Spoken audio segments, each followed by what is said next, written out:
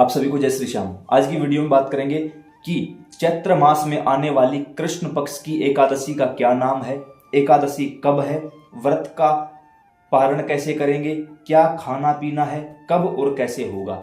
इस बार 2026 में मार्च महीने में चैत्र मास में आने वाली एकादशी, जिसका नाम है पाप मोचनी एकादशी, अर्थात समस्त पापों को नष्ट करने वाली एकादशी, जिसके व्रत मात्र से पहले किए गए सभी पाप भगवान विष्णु भगवान नारायण नष्ट कर देते हैं। इस बार 2026 में मार्च महीने में एकादशी जो तिथि है वो 14 मार्च को सुबह 8:12 पर शुरू होगी और 15 मार्च को सुबह 9:16 तक रहेगी।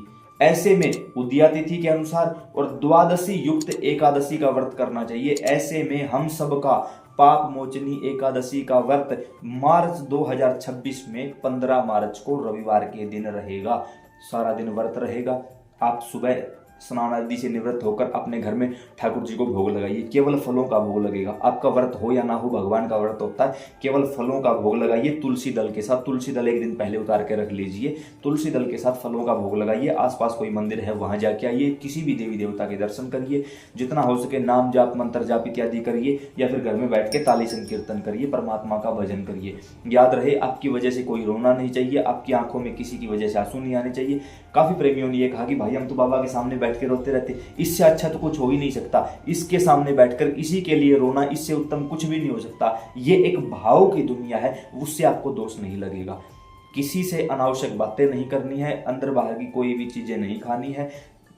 आप फल ले सकते हैं, दूध ले सकते हैं, जूस ले सकते हैं, चाय ले सकते हैं, कोई परेशानी नहीं होगी। रात्रि काल में भी आप ठाकुर जी के सामने बैठ के कुछ संकीर्तन कर सकते हैं या आसपास कोई मंदिर है वहां जाके बाबा के भजनों का आनंद ले सकते हैं।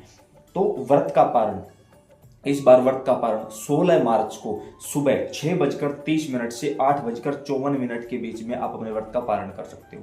उसके लिए आप सबसे पहले ठाकुर जी को अपने घर में बना हुआ कोई भी भोग लगाइए, जैसे मूंग चावलों की खिचड़ी, खीर, हलवा, पूरी, सब्जी इत्यादि जो भी आपके यहाँ अवेलेबल हो पाए वही भोग लगा दीजिए। पहले भगवान को भोग लगाइए, फिर गौ माता को भोग लगाइए, सूर्य भगवान को जल दीजिए, तुलसी में जल दीजिए, घर में जो बुजुर्ग हैं उनको भोजन करवाइए, फिर आप भोजन को ग्रहण कर सकते हो। उसके साथ साथ काफ़ी प्रेमियों ने यह भी कहा कि भाई हम तो बाहर रहते हैं, ऐसे में हम क्या करें। तो आप केवल कपूर पर थोड़ा सा किसी भी मतलब जो कोई प्याज लहसुन से ना बनी हो किसी ऐसी भोग का आप कपूर पर भोग लगा सकते हो।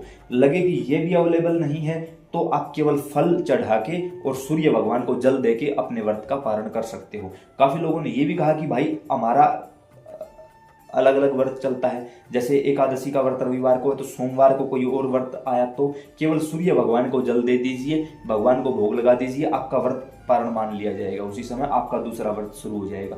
तो ऐसे में आप लोगों को डरने घबराने की आवश्यकता नहीं है। लेकिन व्रत करते समय एकादशी के सुबह, एकादशी की शाम और द्वादशी की सुबह व्रत खोलते समय 3 समय कथा सुननी जरूरी होती है, क्योंकि कथा सुनने से व्रत करने जितना ही पुण्य प्राप्त होता है। और जो व्रत भी करता है, कथा भी सुनता है, उसको 2 बार व्रत करने का फल मिलता है। तो आप लोगों को कथा एक दिन पहले रात को 8 बजे और एकादशी वाले दिन सुबह 6 बजे इसी YouTube चैनल पर आपको कथा मिल जाएगी। आपका अपना YouTube चैनल है, प्यार बनाए रखिएगा, जरूर देखिएगा। कथा सुनने से अथाह लाभ होगा। पाप मोचनी एकादशी है, समस्त पापों का नाश करने वाली है। काफ़ी प्रेमियों ने यह भी कहा कि भाई आपके साथ जुड़ना है व्हाट्सएप ग्रुप में, तो नीचे डिस्क्रिप्शन बॉक्स में व्हाट्सएप ग्रुप का लिंक दिया गया है, आप वहां से हमारे साथ जुड़ सकते हैं। जय श्री श्याम।